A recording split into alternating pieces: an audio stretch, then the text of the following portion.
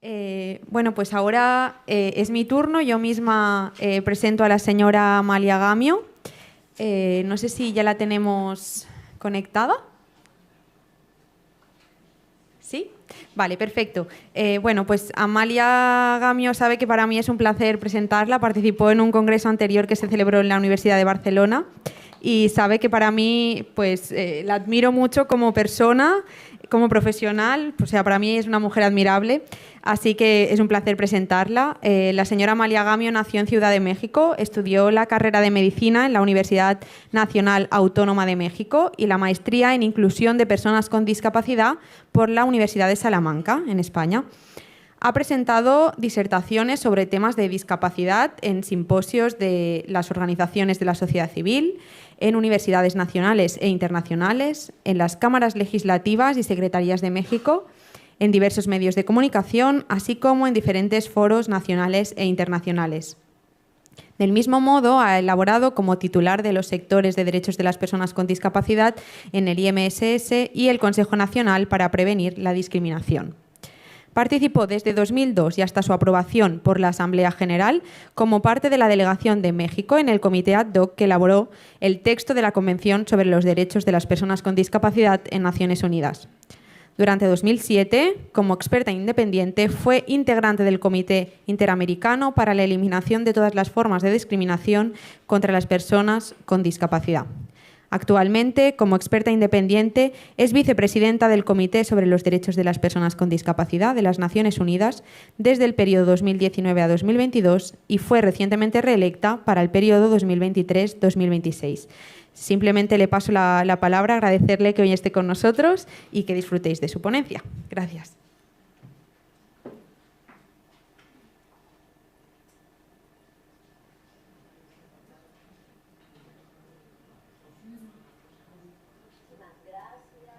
Es un enorme honor para mí estar hoy con ustedes. Yo estimo particularmente todo lo que se hace en España. Soy una admiradora, en realidad, de todos los esfuerzos que hacen por la inclusión de las personas con discapacidad y estoy muy agradecida de que me permitan estar hoy en tan importante simposio. Bueno, sin más, porque creo que luego tenemos el tiempo reducido. Primero que nada, quiero decir que me encantó escuchar esta última parte de la discusión, la última parte de la ponencia del doctor Martínez y la discusión.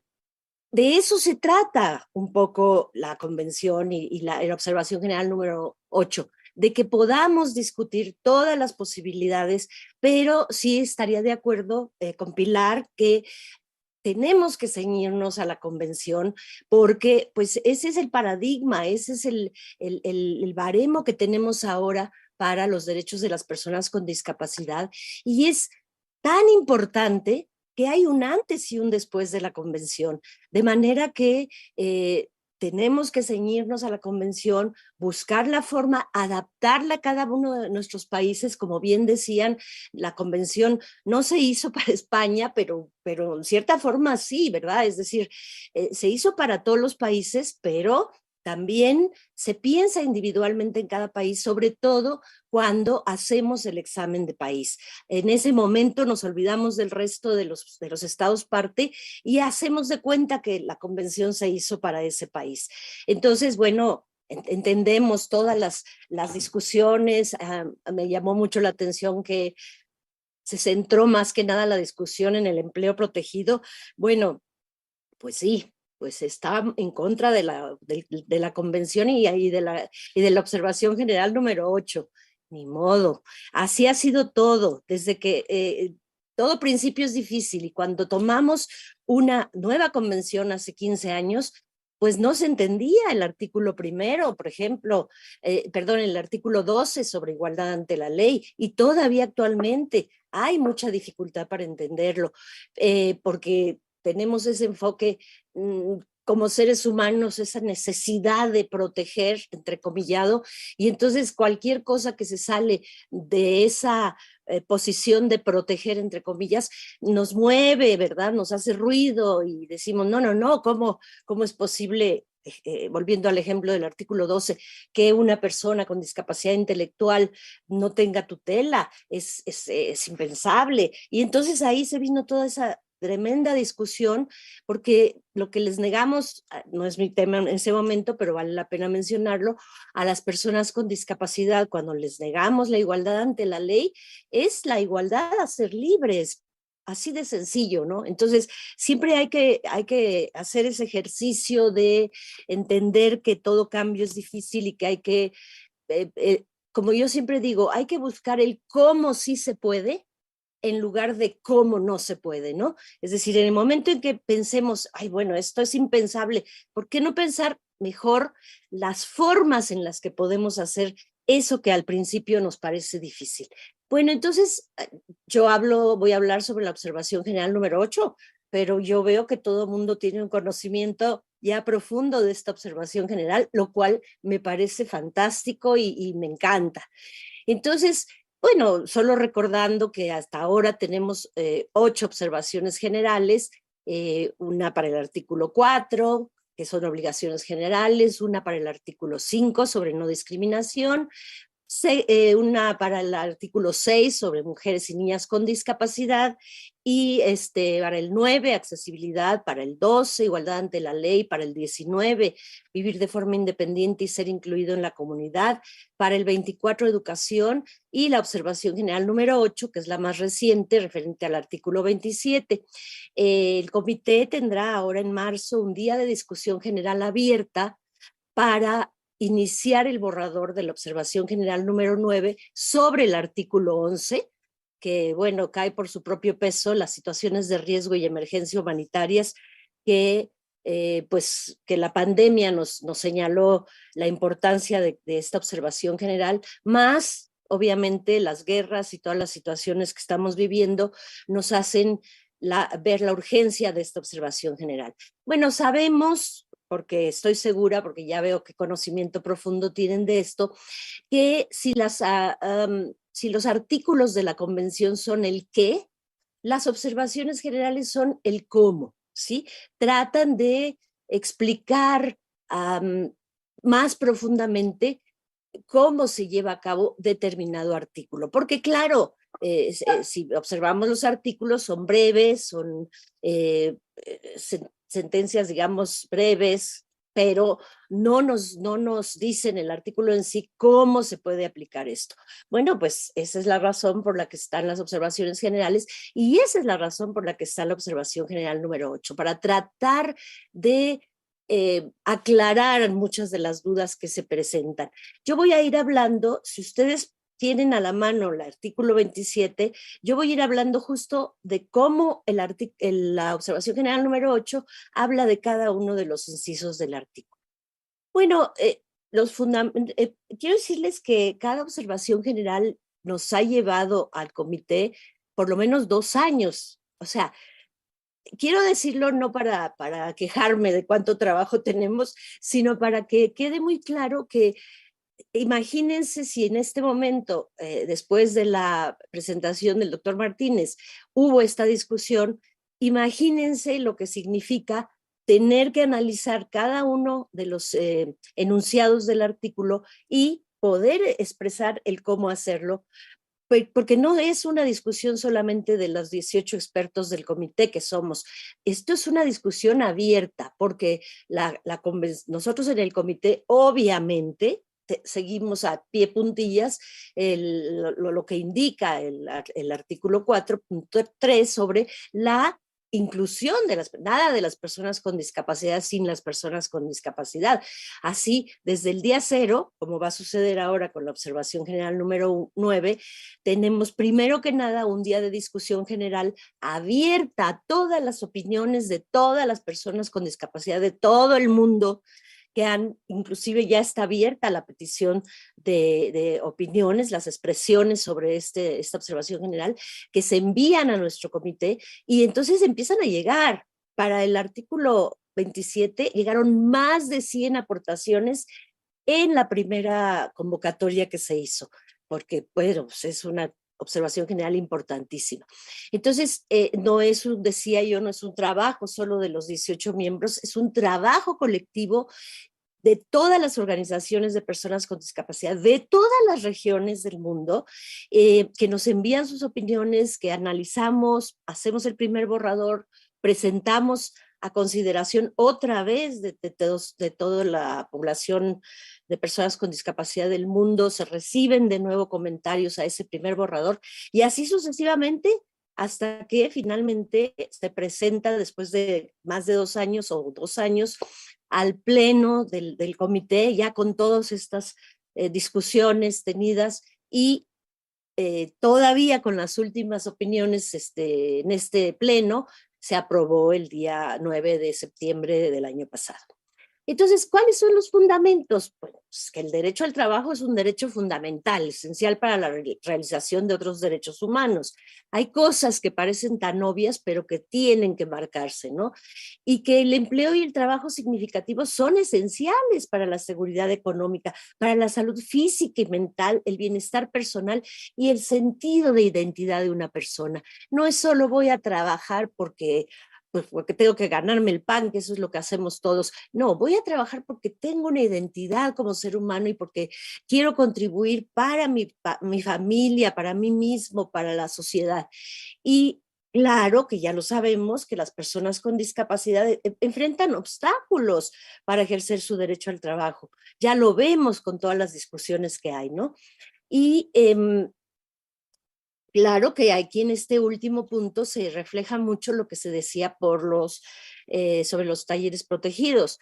Se sigue reflejando un enfoque capacitista de la discapacidad mediante modelos médicos o de caridad, a pesar de la gran incompatibilidad que hay de estos modelos con la convención. Ya veremos lo que decimos sobre los talleres protegidos. Entonces, bueno, esto seguramente ya lo dijeron, las personas con discapacidad no son reconocidas como titulares de derechos, sino que son reducidas a sus deficiencias, a qué no puede hacer, en lugar de lo que decíamos al principio, deben de preguntarse lo que sí puede hacer, ¿no? Y claro, con esto se impide a los estados eliminar esos estereotipos y estigmas que impiden a las personas con discapacidad trabajar en igualdad de condiciones con los demás, que esta frase se repite constantemente en la convención y se repite constantemente en las observaciones generales, en igualdad de condiciones con los demás. Esto es fundamental, ¿no? En su observación general número 6 sobre igualdad y no discriminación, ya también el profesor habló sobre la no discriminación, porque esta observación general número 8 va muy ligada a la observación general número 6, que habla sobre la igualdad y la no discriminación. Podemos entender quizá claramente lo que significa no discriminar a una persona en el lugar de trabajo, pero ¿qué trabajo nos está costando realmente llevarlo a la práctica?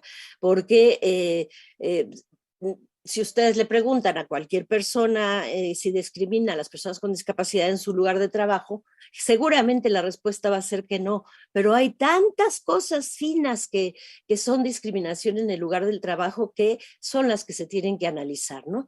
Y bueno, obviamente esto parte de diversos instrumentos internacionales que contienen al trabajo como derecho humano y por supuesto la Organización Internacional del Trabajo ha identificado 8 convenios fundamentales relacionados con los derechos en el trabajo de las personas con discapacidad. Quiero señalar que también trabajamos intensamente en coordinación con la Organización Internacional del Trabajo para la elaboración de esta observación general número 8. O sea, no nos quedamos con el expertise de los miembros del comité o incluso con la sociedad civil, participaron académicos, participaron, como digo, todo aquel que tiene interés en la inclusión laboral de las personas con discapacidad. Entonces, el punto 1, si decía yo, si tienen ahí el artículo junto a ustedes, el artículo 27, pues nos habla de que, otra vez, derecho a trabajar en igualdad de condiciones con los demás y tener la oportunidad de ganarse la vida mediante un trabajo libremente elegido. Es decir, no hay lugar a que le digamos a una persona con discapacidad, tú tienes capacidad para hacer este empleo y este no. hay que preguntarle, hay que saber qué es lo que quiere hacer esa persona, porque en ese afán, decía yo, de proteccionismo, caemos muchas veces en esa idea de que, no sé, una persona ciega tiene que hacer determinados trabajos. Eso está completamente opuesto a la convención y a la observación general número 8. Tiene que ser libremente elegido, desde luego, demostrando que tiene capacidades para ese empleo, pero elegido por esa persona. Y en un mercado y en entornos laborales abiertos, inclusivos y accesibles. Me temo que tengo que seguir poniendo el ejemplo de los talleres protegidos, porque esto fue una de las mayores discusiones que se tuvieron para elaborar la observación general número 8, ¿no? Esto no se realiza cuando las personas con discapacidad tienen que trabajar en instalaciones segregadas. Ya, inmediatamente nos cae la idea de que aquí estamos hablando de que no a los talleres protegidos. Indican claramente que los entornos del empleo segregado son incompatibles con el derecho. Y a pesar de algunos progresos, la falta de acceso al mercado laboral abierto y la segregación siguen siendo los mayores desafíos para las personas con discapacidad. Ya lo vimos en la discusión reciente que acabo de escuchar, ¿no? La realización de ajustes razonables, los lugares es decir, el no ofrecimiento de los ajustes razonables, los lugares de trabajo inaccesibles, el acoso, plantea nuevos obstáculos al empleo de las personas con discapacidad. Entonces, hay todo un capítulo, toda una parte que habla de que el empleo segregado, como los talleres protegidos, incluye una variedad de prácticas y experiencias caracterizados por al menos algunos de los siguientes elementos.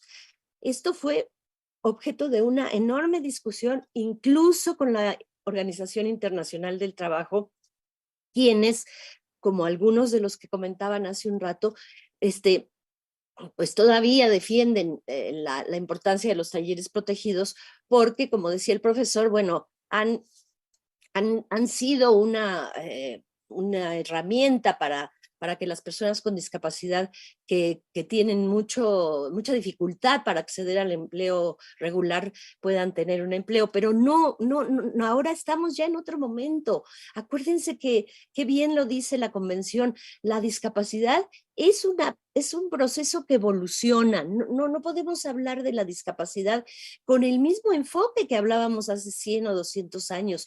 Hemos cambiado, el mundo está cambiando, las emergencias, las pandemias, todo esto nos demuestra cómo cambia nuestro mundo y cómo nuestros enfoques tienen que ir evolucionando. Entonces ya no podemos aferrarnos como hace 100 años a los empleos protegidos porque simplemente el paradigma de la convención es otro, ya no habla para nada del enfoque asistencialista ni del enfoque médico.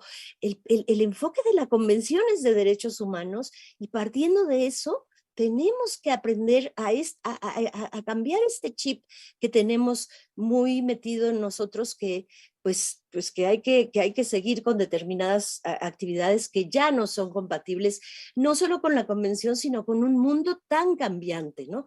Bueno, decíamos, segregan a las personas con discapacidad, se organizan en torno a ciertas actividades específicas, otra vez, como decíamos hace un rato, consideradas que las personas con discapacidad pueden realizar. Esto, fíjense que entra en esa idea de que somos nosotros, las personas sin discapacidad, las que decidimos qué sí pueden hacer y qué no pueden hacer, ¿no?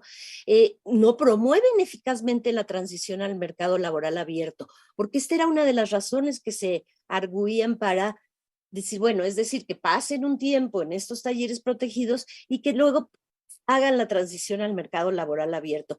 Lamentablemente hemos visto que esto no sucede. Se quedan ahí el resto de su vida y muy raramente hacen esa transición. Y en términos generales no reciben igual remuneración por un trabajo de igual valor. No reciben esa remuneración en igualdad de condiciones con las demás. Otra vez esta frase fundamental de los derechos humanos, ¿no? Y generalmente no tienen contratos de trabajo regulares y por lo tanto no están cubiertas por los regímenes de seguridad social. Y no debe considerarse como una medida de realización progresiva del derecho al trabajo. Esto es fundamental, esto es parte del cambio y yo quisiera pedirle esta idea a las personas que todavía les cuesta trabajo pensar en esto, que estamos cambiando, que estamos en un mundo cambiante. Bueno, habla el inciso A de prohibir la discriminación por motivos de discapacidad en el empleo. También me parece, aunque no lo oí desde un principio, que el profesor Martínez ya habló ampliamente sobre la no discriminación y las igualdad, que son obligaciones básicas del artículo 27, y claro que si se extienden a terceros, ¿no? Como el sector empresarial, y deben de aplicarse a todo el ciclo de empleo, desde la convocatoria para los empleos, la contratación, el empleo, la continuidad, los programas de capacitación, la promoción profesional, es decir, a todo lo largo del proceso debe aplicarse este principio de no discriminación en el empleo, ¿no?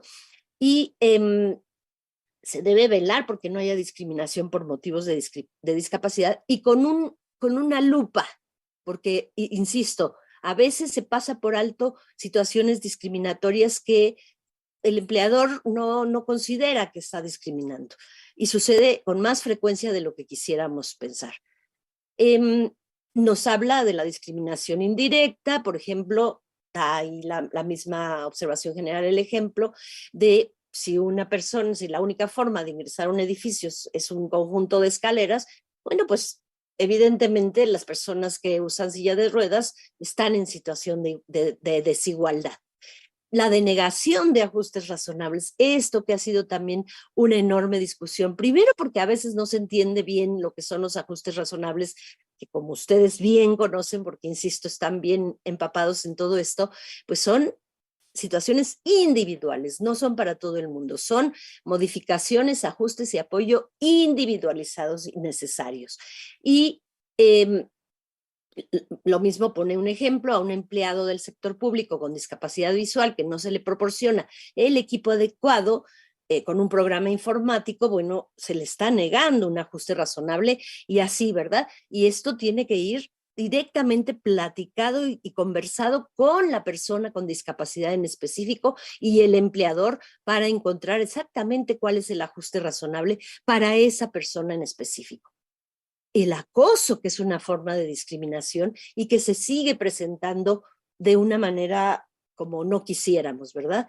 Se ven, las personas con discapacidad se ven afectadas de manera desproporcionada y por la discriminación múltiple e intersectorial. Estoy viendo el reloj porque, como decía el profesor, yo siento que inicié hace 2 minutos y ya llevo como 20 y todavía me falta muchísimo por hablar. Voy a tratar de hacerlo más sintético.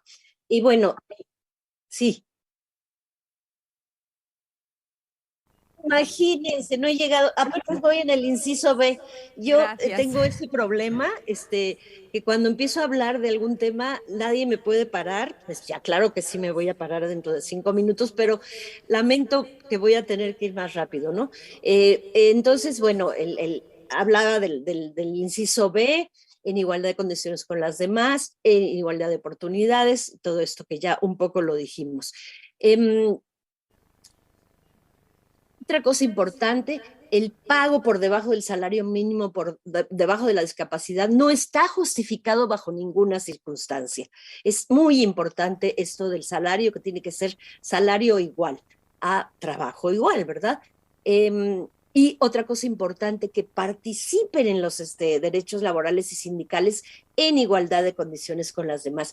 Estos sindicatos son importantísimos para defender las condiciones de las personas con discapacidad y por ello se debe apoyar a que las personas con discapacidad participen en estos sindicatos. Desde luego, tenemos que empezar por sensibilizar muchas veces a los sindicatos que no quieren aceptar su papel tan importante de apoyadores de los derechos de las personas con discapacidad.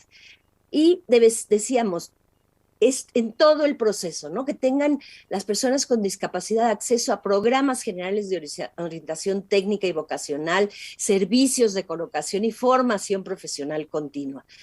Entonces, el inciso C también habla de apoyarlas para la búsqueda obtención y mantenimiento del empleo y el retorno al mismo.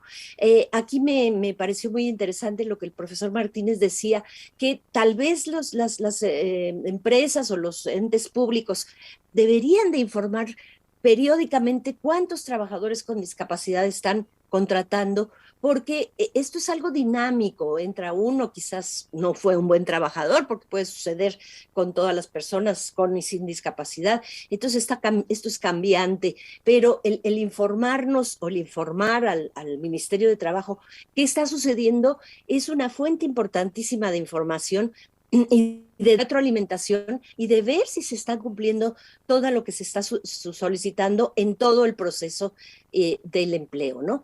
Y claro, aquí también ya lo hablaban hace un rato de promover oportunidades y de empleo por cuenta propia. Es muy diferente, y eso quisiera aclararlo, la constitución de cooperativas y de empresas propias a los talleres protegidos. Hay una enorme diferencia porque la constitución de cooperativas y de empresas propias debe de cumplir con todos los requisitos de un trabajo regular, lo que no sucede generalmente con los talleres protegidos. Por supuesto, emplear a las personas con discapacidad en el sector público. Muchas veces los estados parte de la convención están preocupadísimos porque los empresarios contraten a las personas con discapacidad, pero cuando hacen su examen ante nosotros, resulta que no hay personas con discapacidad contratadas en los ministerios y bueno, el Estado tiene que poner el ejemplo en sí mismo. Tendría que haber mucho más personas con discapacidad contratadas en el sector público que incluso en el sector privado como ejemplo para todos los demás. Y aquí hablábamos hace un rato y se comentaba sobre las cuotas. Sí, efectivamente se habla de que por sí solas son insuficientes y que plantean cuestiones de confidencialidad. Esto también fue una discusión muy intensa en el comité sobre las cuotas. Efectivamente, también hablábamos de que han pasado muchísimos años, hay muchos estados parte que asignan cuotas, el 2%, el 3%, el 4%, incluso el 5%, pero a la fecha no hemos visto que haya mejorado el empleo de las personas con discapacidad, porque como dice la observación general, por sí solas no son suficientes. Hay que asociarlas a este enfoque holístico del que ya hablaba el profesor y que se contempla en la observación general número 8. Y te tiene que unir a otras medidas de acción afirmativa, como procesos de licitación que den ventaja a las empresas propiedad de personas con discapacidad o que emplean a personas con discapacidad, asignación de fondos específicos para promover el empleo, modificaciones del entorno de trabajo, apoyo salarial de aprendices, deducciones de impuestos. Todo esto sí ha dado resultado, estos apoyos financieros para la accesibilidad, para o sea, la disminución de impuestos, etcétera, han dado mucho mejor resultado. Entonces, no es que no queramos tener las cuotas, hay que unirlas a otras acciones afirmativas.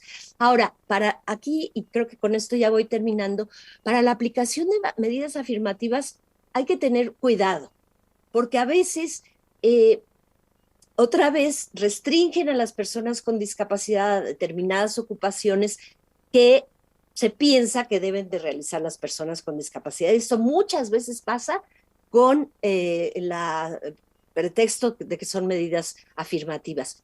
Que no restrinjan a las personas con discapacidad la promoción, ¿no? Porque a veces, bueno, pues ahí que se quede y ahí se quedará el resto de su vida. No, no, no. No, eso no va con las medidas afirmativas. Otra cosa importante es que no constituya un empleo falso.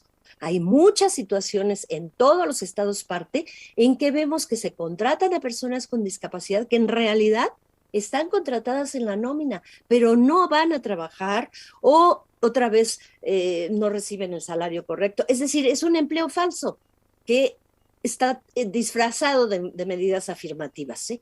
Y que se emplee la perspectiva de discapacidad de género y edad en toda la organización. Esto es importantísimo porque es una fuente de discriminación. La discapacidad per se, el género, la edad, son una forma de discriminación, ¿no? Y siempre, siempre, siempre consultar con las personas con discapacidad sobre las medidas afirmativas. Pues ya decíamos, velar porque se realicen los ajustes razonables, de experiencia laboral. ¿Cómo van a adquirir experiencia laboral las personas con discapacidad? Pues trabajando en el lugar precisamente, ¿no? Y también promover la rehabilitación vocacional y profesional es parte importante de este proceso. Y bueno, algo, y ya ahora sí prometo que con esto termino, este punto 2 del artículo 27, que se contempla mucho en la observación general, y es que no sean sometidas a esclavitud ni servidumbre y que estén protegidas en igualdad de condiciones con las demás contra el trabajo forzoso obligatorio. Miren, créanme que las personas con discapacidad corren un mayor riesgo de situaciones de esclavitud, como el empleo segregado, atención, que también ya está considerado así. Por ejemplo, bueno, esta contratación que se hace en los talleres protegidos, contratación entre comillas, muchas veces acaba siendo pues una explotación para producir productos que son vendidos a un precio enorme y que las personas con discapacidad no reciben la remuneración adecuada. Eso es una forma de esclavitud. Y se deben de investigar todos los casos y hacer campañas de sensibilización y de información para que esto quede muy claro. Y algo muy importante, el consentimiento no es suficiente para indicar que alguien no está en una situación de esclavitud, servidumbre o trata. No, es que esa persona, pues yo le pregunté y quiere estar aquí y pues sí, pero hay que saber qué nivel de información tuvo, si la persona con discapacidad intelectual se le explicó de una manera accesible para ella de qué se trataba ese trabajo, entre comillas. Y bueno, todas las obligaciones que tiene el Estado vienen muy aclaradas puntualmente en la observación general número 8 y este artículo tiene relación con muchos otros artículos de la Convención. Ya decíamos con el 5, igualdad y no discriminación, y por supuesto con todos los demás, el de mujeres, niños, la accesibilidad, la igualdad ante la ley. Por eso están muchas veces los talleres protegidos, porque aquellas personas con discapacidad intelectual a las que no se les reconoce su igualdad ante la ley, pues los empleadores no les pueden hacer un contrato y no les pueden pagar adecuadamente. Por eso es tan importante que haya igualdad ante la ley para las personas con discapacidad. Y todos los demás artículos que obviamente derecho a vivir de forma independiente, la movilidad personal, el nivel de vida adecuado y protección social importantísimo y la cooperación internacional, que muchas veces no se entiende la importancia de utilizarla en programas para la discapacidad. Ya decíamos los 8 convenios de la Organización Internacional del Trabajo y, muy importantemente, los objetivos de desarrollo de la Agenda 2030, especialmente el objetivo número 8. Entonces, concluyo diciendo que el derecho al trabajo para las personas con discapacidad está contemplado en muchos instrumentos internacionales, por lo que no se trata de una concesión graciosa. Eso, aunque parece de perogrullo, tenemos que tenerlo muy claro. No le estamos haciendo un favor a las personas con discapacidad. Es un derecho y es obligación de los estados cumplirlo. Pero también se requiere de voluntad política, recursos y trabajo en equipo de gobierno, empleadores públicos y privados, organizaciones de personas con discapacidad y sociedad en general. Y ya no hay manera de no cumplirlo. Ya no podemos echarnos para atrás y decir que todavía vamos a utilizar más tiempo, que todavía no sé. Ya no hay manera. Ya pasaron 15 años de la entrada en vigor de la convención. Y yo les agradezco muchísimo su atención y siempre el tiempo nos parece muy limitado a quienes nos gusta hablar de estos temas. Estoy a su disposición por si puedo contestar alguna pregunta o algún comentario. Muchísimas gracias.